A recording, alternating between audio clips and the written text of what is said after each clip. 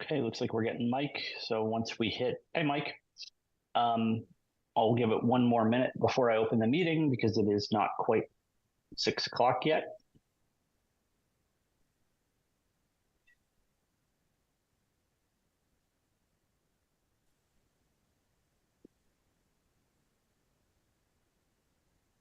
Daylight savings is throwing off the time at which the sun comes through the window in my office. So I'm like trying to dodge getting blinded by it.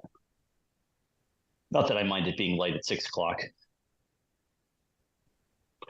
Okay, so we will go ahead and open the meeting. This is the March 12th, 2024 meeting of the Elementary School Building Committee. We are conducting this meeting remotely, recognizing the continuation of the governor's order allowing for remote meetings. As we are all remote tonight, all of our votes, to the extent we do have votes tonight, will be taken roll call. I will quickly review the agenda. It should be noted that we are both live on HCAM and the meeting is being recorded for purposes of the minutes. Before I go through the agenda, just for awareness of the committee and those watching, you'll notice the absence of some usually critical people to our meetings. We gave our partners from Vertex and from Perkins Eastman the night off for this one because the agenda is really 90% about paying bills and approving meeting minutes. So there were no meaningful design updates to present, which is why we also decided to do this meeting in a remote fashion. So we could save everybody the travel time such as it is to HCAM. So the agenda for this evening, we will have our opportunity for public comment. We will talk a bit about, there's a MEPA permitting update on here, but that is really just to talk about the, what's it called? The forum that we're planning to be a part of the MEPA filing. We will approve invoices and update on any authorized costs, and we will approve meeting minutes finally within this. And actually, if nobody objects, just to sort of follow our normal procedure and kind of get rid of the quick things first, we'll probably flip that and start with meeting minutes and paying bills, if that's not a problem. Okay. I'll start out with our first opportunity for public comment. I'm not seeing any members of the public who are logged in. So as usual, if somebody does join, we will go ahead and entertain the opportunity to open up public comment again. Moving on, we have meeting minutes to approve. We have minutes from our February 27th, 2024 meeting. Does anyone have any comments or questions on those?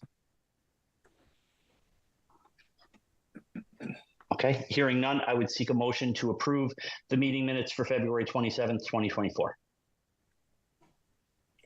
John, can you hear me? Yeah. I approve the minutes as written. Okay, we have a motion from Mike. Is there a second? Second. Second from Jagroot. So we will do this in roll call, and I will simply go in the order of my Zoom window, starting with Bill. Yes. Jagroot? Yes. Mike? Yes, sir. And Amanda? Yes. And I am a yes. So the minutes are approved unanimously 5-0. Next up, we have our invoice package, and there is a bit of an explanation that comes with this. So first, I will review the amounts that are in the invoice package.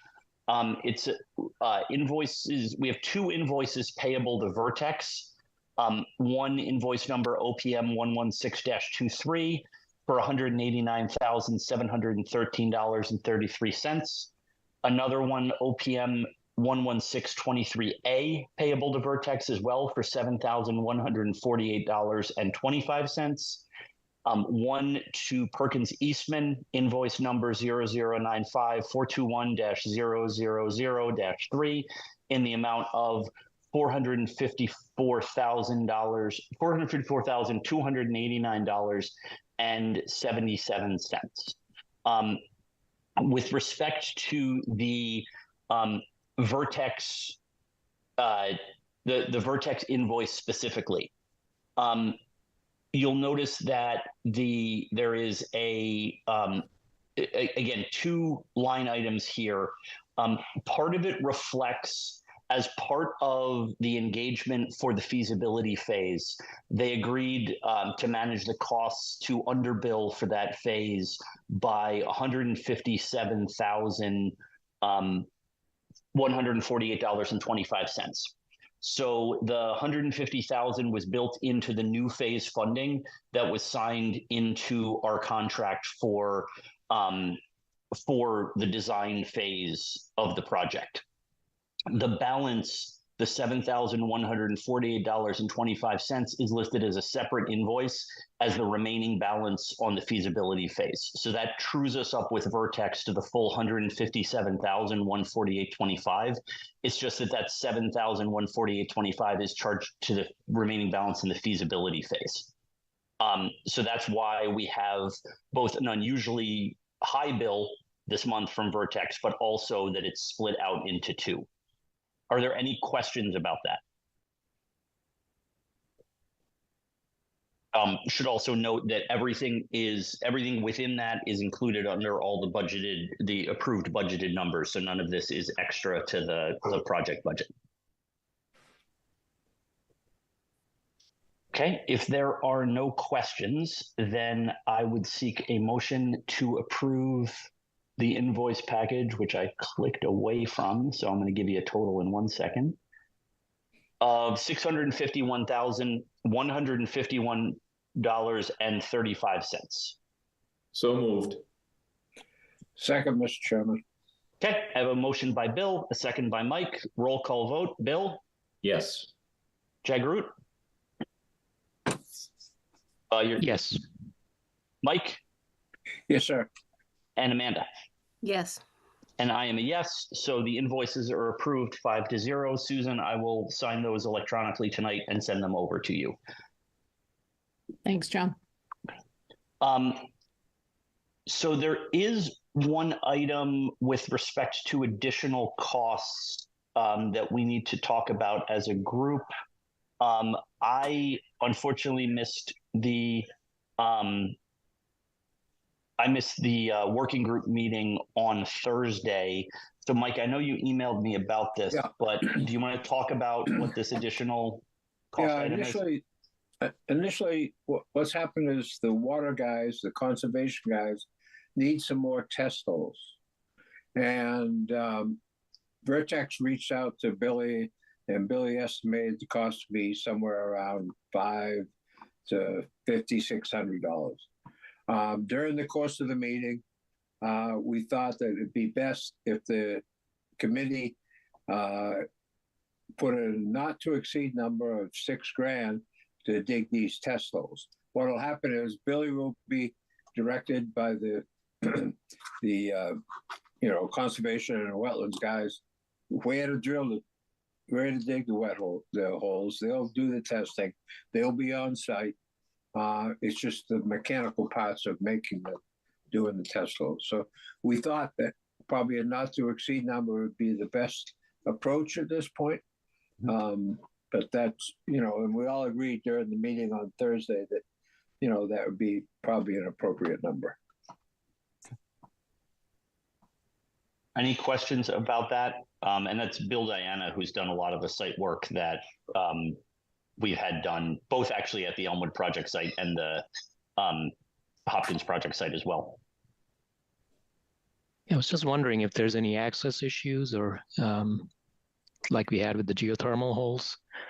Is that part of the 5,600? I can grab that one. So Yeah. The short answer is no. So I think the issue with the geothermal was actually building a road to get a well truck in there. This is just going to be Billy and his excavator, who can pretty much climb over anything. So he'll be able to get in there, dig the test holes, and then it's all done kind of manually after that with the testing and stuff. So no other equipment than the holes that he needs to dig, and then he'll fill them back in once they're finished. Okay, thanks, Tim. Yep. Any other questions?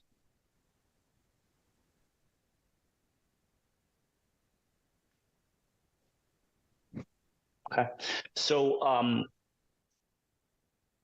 the one thing I should have asked of Vertex, but I think I've got this, is what we want to do from a motion perspective is to authorize Vertex to engage Bill Diana to dig the holes for additional testing for a cost not to exceed $6,000. Because again, that'll come through their billing. We don't get a separate vendor invoice. Yeah, I think as a result of the meeting on Thursday, that was probably the ideal scenario. That we allow Vertex to engage Bill to do the work. Okay. All right. So again, I'll seek a motion to authorize Vertex to engage Bill Diana to dig those holes for additional testing for a cost not to exceed $6,000. So Want to make moved, that Mr. motion? Chairman. Okay. And has a vigorous supporter in the However room you with want him. to do it. Is there a Don't second? mind the dog. Yep. Second. Okay, motion by Mike, second by Jagroot. We will go roll call. I should note, by the way, Tiffany Ostrander has also joined the meeting. So there will be 6 votes on this one for whoever's doing the minutes. Bill, Yes. Jagroot, Yes. Mike, Yes, sir. Amanda, Yes. and Tiffany. Yes. And I am a yes, so that is approved. 6-0 unanimously. I will drop Vertex an email tonight following the meeting to let them know that that has been authorized so that they can get going on that work. The last item on the agenda is discussion of the MIPA process. So the MIPA permitting process, the Perkins Eastman and Vertex are continuing to gather the appropriate documentation that we need for that filing. They're targeting filing towards the end of this month. One of the key components is the outreach to the environmental justice community that we need to perform as a committee, well, really as a town. I have been in touch with one of the board members of the South Asian Circle of Hopkinton. They have agreed to help us with some of the advertisement and essentially co-sponsorship of the forum.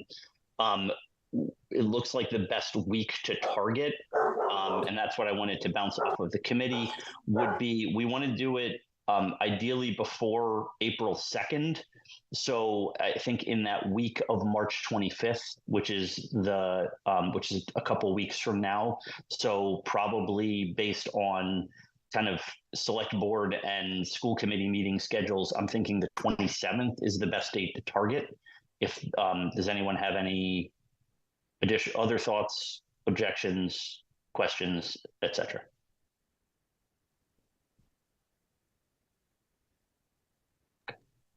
So what time would this be, John? I think we would be targeting 7 o'clock. It seems to be a good time for community forums. It's a little bit after dinner, but not too late. Again, as part of this, we know that despite our best efforts, our community forums as a whole have been lightly attended. So we will also be putting out a SurveyMonkey type survey to seek any feedback from the community at large related to the school project thus far. John, the only issue I may have is that we're a little bit behind on appropriations because of the hiring of the new CFO. We haven't even started our meetings yet. Okay. So we may be doing 2 to 3 nights a week once we get going. So that's the only issue that I may have. But other than that, it sounds like a good date. Okay. Well, we can keep in touch about that. Obviously, Bill, I know you've done a lot of presentations on the sort of the budget and the dollars. And even though we're past the point of seeking an appropriation, I think it's still a critical part to cover. So hopefully it works for you to attend. But if we can't make it work out, then we'll have to have somebody sub in for you. Or maybe we'll do like a recording, like Bill coming to us on tape delay. Okay, so I will let, again, I'll let Vertex know that that's the date we're going to proceed ahead with. And then as we get closer, we will provide more details about what we're.